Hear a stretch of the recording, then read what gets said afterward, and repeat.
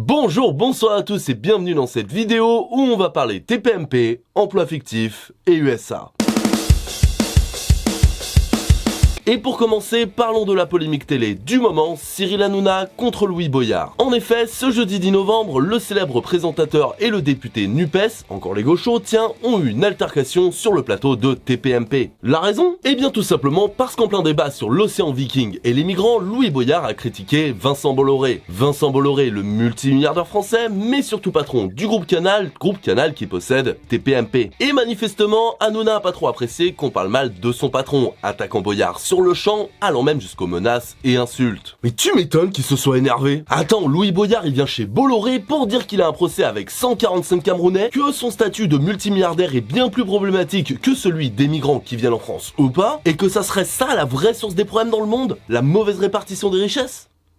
Mais c'est une réaction de communiste ça. Surtout que la défense de Louis, franchement, c'était n'importe quoi. Le mec est resté calme, il a donné des arguments concrets, chiffrés, et ça malgré le fait que tout le monde lui était hostile sur le plateau. Et ça sans parler de son jeune âge de 22 ans qui ne doit pas aider avec tout ce stress. Et pourtant, le mec est resté sur ses positions de façon posée et argumentée.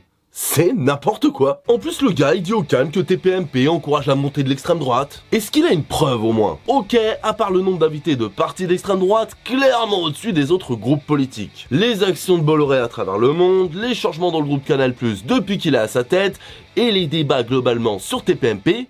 Mais à part ça, il a des preuves? Franchement, c'est une rhétorique d'amateur. En comparaison, regarde du côté d'Hanouna. Il a coupé en permanence Boyard, l'a insulté, s'est clairement moqué de son statut de député, a tenté de l'intimider par sa posture en s'approchant très près de lui, tout en disant à Boyard qu'ici on est chez Bolloré et qu'il est bien content d'avoir son salaire de chroniqueur, hein, alors on mord pas la main qui nous nourrit. Voilà, ça c'est une bonne défense. Ensuite tu passes une autre émission à débattre du sujet montrant que tu es totalement ouvert aux critiques, mais en invitant que des personnes qui te défendront. Comme ça, tu passes pour le gentil. Tu montres en direct les salaires de Boyard et combien il a touché pour ses chroniques à TPMP, parce que je vous rappelle, on ne se plaint pas de celui qui vous paye. Vous entendez ça les syndicalistes? Après, t'as plus qu'à tweeter une pseudo-rhétorique et partager tous les avis d'accord avec toi. Et puis normalement, c'est bon, t'as gagné. Mais pourtant, aussi incroyable que ça puisse paraître, la majorité de l'opinion publique est du côté de Louis Boyard. Je ne comprends pas. La défense d'Hanouna était pourtant parfaite.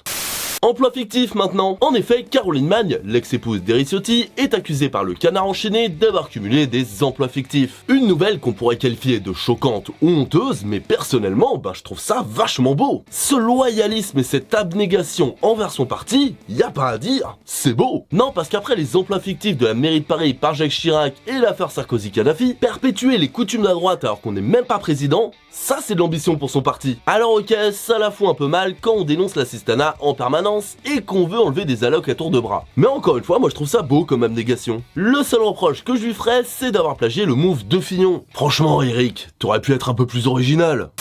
États-Unis pour finir, car oui, c'est officiel, Donald Trump se déclare de nouveau candidat à la présidentielle états-unienne. Une annonce qui, pour l'instant, ne semble pas faire autant de bruit que lors de sa première candidature. En effet, l'ancien président des États-Unis continue à se positionner comme un outsider. Mais après les élections sénatoriales de mi-mandat qui sont bien moins positives pour le parti républicain que prévu, avec et contre toute attente un score plutôt serré contre les démocrates et une déception dans son camp, l'enthousiasme de son parti et la crainte du parti adverse n'est pas aussi forte qu'en 2016. Pourtant, je comprends pas. Trump, c'est le choix parfait, non? Entre les déclarations ahurissantes, l'envie de faire un mur pour empêcher les Mexicains d'aller aux États-Unis, et ses partisans qui, après sa défaite, a incité à investir le Capitole, des partisans qui, pour certains, avaient des symboles.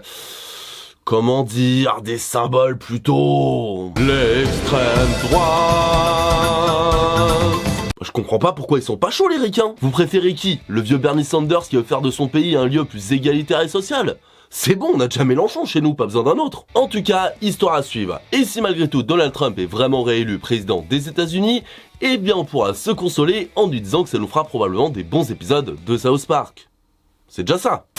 Mais sinon, tout va très bien. Maintenant, à savoir si TPMP c'est de droite ou de gauche. Ah, c'est Bolloré, on peut avoir confiance, non? Allez. Salut. Tout va bien.